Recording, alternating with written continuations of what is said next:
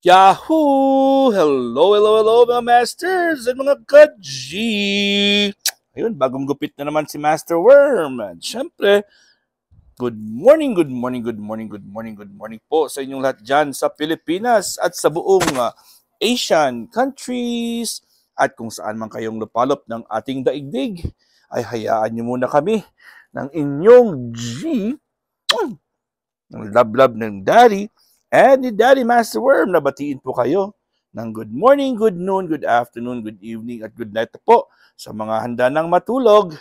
At nandito na naman tayo para sa ating G and Daddy Health and Lifestyle Tips. So ngayon po ay araw ng Sunday, ayaw ng linggo po ngayon sa Pilipinas, 6 o'clock in the morning. And meron na naman tayong another useful tips, health tips about sa ating kalusugan. And maraming salamat po sa mga palaging present at nag-share at nakikinig kahit replay. Ay malaking tulong na po yan. Replay is already a big help kasi meron ng ads. At syempre, sa mga very happy and very proud na meron po sila natutunan sa ating lecture, ay maraming salamat po. At I hope na hindi kayo nagsasawa sa subaybay. So kahapon po ay Sabado, meron po tayong lecture about pineapple. May natutunan ba kayo tungkol sa pineapple na lecture natin kahapon? Ang dami na natin na lecture, no? So ngayon po ay October 6 na. October 6 na pala, ang bilis ng araw. So since October 1 po, nag-umpisa tayo ng ating bagong episodes, ng ating G and Daddy, Health and Lifestyle Tips. So ginawa na nating formalize na natin at meron na tayong lectures every day. Kahit pa konti-konti lang, basta meron tayong pinapasok ng mga health tips. So kahapon po ang lecture natin is about, ito po, pineapple, the miracle healing fruit. Okay, fresh pineapples are rich in bromelain, di ba? Yan ang ating lecture kahapon. Bromelain belongs to a group of sulfur-containing protein-digesting enzymes. So maganda po siya ng mga digestive enzymes. Has demonstrated significant anti-inflammatory.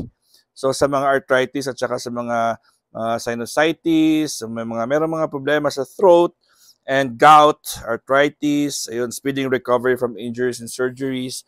So magaling po yan ang ating bromelain na yan. Okay? And still used as experimentally as an anti-cancer agent. So sa mga pasyenteng may cancer, ang ating bromelain, ang ating pineapple ay ginagamit pa rin po ito para po ay makatulong po. Experimental pa lang po siya, pero for how many years na po siyang ginagamit at wala naman po siyang malubha or wala naman siyang mga detrimental na effects. So ibig sabihin ay meron siyang magandang epekto. Okay, basa muna G. What do you wanna read? Okay. Babasa po si G natin. Still, the majority of the enzymes bromelain is not in the fruit. So, hindi po sa fruit, di ba? In-explain natin kahapon na ang ating bromelain po ay makikita po sa stem. Saan ba yung stem na yan? Siyempre, ito po yung ating palaging pinuputol. Ito po yung stem natin, no? Yan, ang super enzyme stem. Dito po, matatagpuan ang bromelain na yan. Okay? At kung gusto niyo po siyang gamitin as an anti-inflammatory remedy, kakainin po siya in between meals. So 1 hour before or 1 hour after, which I do recommend siguro 1 hour after lunch or 1 hour after breakfast. Yun po natin kakainin yung pineapple. Yung particularly ito po. Kung kakainin niyo itong super enzyme, kung kakainin niyo pong fruit na yan or kakainin niyo pong pineapple during meals, yung makukuha niyo po dyan is digestive enzymes. So, ang digestive enzymes, ang bromelain na yan, ay makakatulong po sa pag-digest ng pagkain na kinakain po natin. Pero kung kakainin mo siya an hour after meals na kakainin mo yung kanyang super enzyme stem, ang mabe-benefit mo dyan is syempre ang kanyang anti-inflammatory. So, sa mga ano dyan, merong mga problema sa sinusitis, sore throat, arthritis, gout, and the speeding recovery after surgeries, diba? Or mga injury. So, halimbawa, kayo na aksidente, kayo po ay nabanggaan or nakabasketball at kayo po ay nabangga or kayo po ay natamaan or inoperahan po kayo, yun. Or nabunutan ng ngipin, pwede rin yun, diba? Okay, so the stem is consumed. It becomes the most rich source of enzymes. Yung stem niya, yun pala ang pinaka mataas na source ng enzymes. Ito sinasabi dito, if the stem is consumed, it becomes the most rich source of enzymes on the planet. So mataas yung kanyang enzymes pag ang stem ang iyong ginamit, 'di ba? And unfortunately, yun po ang part na tinatapon lang natin. Tinatapon lang natin yung mga ganyan. Ay nako, ang aking G ay namimiss na naman ako. Okay, we blend the core. Biniblend daw ang core where the most of the phytochemicals are found. Pwede mo siyang i-blend sa blender, ang core na yan, itong core. Ito naman yung core, oh, yung sa gitna. Ito ang core. Yan ang core sa gitna, core. Biniblend po yan kasama po sa kung gusto mo po talagang gamitin yan, yun naman ay the most phytochemicals are found. Okay? So, yung naman, yung super enzyme, ang digestive enzyme. Ang phytochemicals naman ay nasa core. Sa core naman po siya makikita. Okay, ang G natin ay malikot. Nandito na naman siya sa ilalim, sa baba. Okay, so let's proceed to the next page. So, super enzyme natin, super enzyme stem. Find a pineapple that is not overripe. Hindi po siya dapat overripe, ha? Tandaan po natin, hindi po overripe na pineapple. Pull out the leaves out of the super enzyme stem. I-pull out nyo lang po yung dahon. Okay? Cut and remove white stem. Kukunin mo yung white stem to be mixed with the blender. So ito po, i-pull out nyo lang po ang dahon. Pull out nyo po yung dahon. And then, yung sa gitna na yan, yung super enzyme stem, yun yung po ilagay sa blender. Kasama po yung core niya. Straight pineapple may foam up in the blending process. So magbe-blending, magfo-foam. Let it sit for a few minutes before drinking. Wag mo nang inumin habang ipa-relax niyo muna, ipa-sit niyo, hintayin niyo muna mga few minutes bago niyo inumin. Stir with a spoon in your glass, but don't take the foam out. Yung foam niya is very important. That's where the good stuff is. So hindi po tinatanggal ang parang bula, yung parang puting foam. Okay?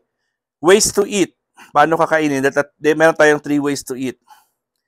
Use the stem with 4 ounces of water and 5 juicy slices of the pineapple. Yung pinakauna, okay?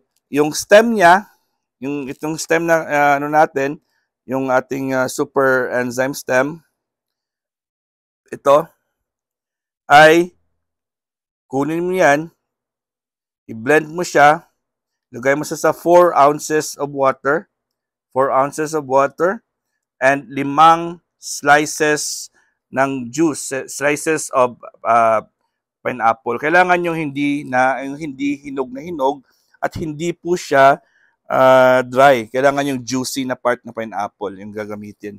Okay? Number 2, use the stem with water and fibrous inner core. So ito naman yung kanyang core, 'di ba? Yung sa gitna. Ayun oh, ito naman yung gagamitin mo. Yung stem mismo at ang core niya, gagamitin mo siya with water and phytochemicals rich and sweet. So ikalawang option po 'yan. 'Di ba? Ang una is yung kanyang stem, i-blender mo siya, ilagay mo ng 4 ounces ng tubig at 5 juicy slices ng pineapple. That's the first one. Kadawa is use the stem and the core. The stem and the core. Okay? phytochemical rich naman siya. So marami kang makukuha, mas makukuha dyan. Ikatatlo, take a stem top with another smoothie that doesn't have pineapple. Kuha lang kayo ng stem, yung kanyang stem, ito, at kuha kayo ng ibang klaseng smoothie. Meron tayong mga smoothie, mga berries, mga mango, mga lychee, any kind of smoothie, ilalagay mo yan, yung stem na yan, yung blender mo dyan. Okay? So, yan naman, make sure to cut the woody part of the stem away to avoid splintery taste. So, yung meron siya parang, yung parang kahoy-kahoy na texture, parang medyo nakakatusok. Kunin niyo lang po yan. Kunin niyo para hindi siya para hindi po siya masakit sa lalamunan pag nainom natin. Okay? You make sure po na wag niyo pong i-include yung parang bamboo, di ba? Parang mga kahoy, parang kung nahawakan mo medyo matalim-talim yung magaspang. Kunin niyo po yan para hindi po siya pag na-blender mo, hindi po siya masakit sa lalamunan. Okay? So yun po ang ating pineapple. Bukas po may iba na naman tayong lecture. Yeah. At ako po ay mag-i-invite sa inyo. Meron tayong Premier Marathon mamaya sa Bahay Kulitan. 11 o'clock po ako mag-start, Philippine time. And 11 to 4 o'clock, Master Worm.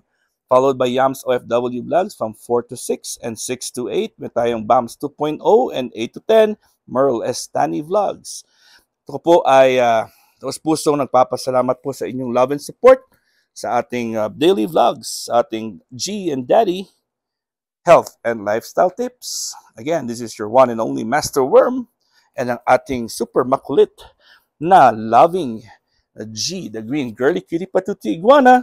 God is great. Yahoo!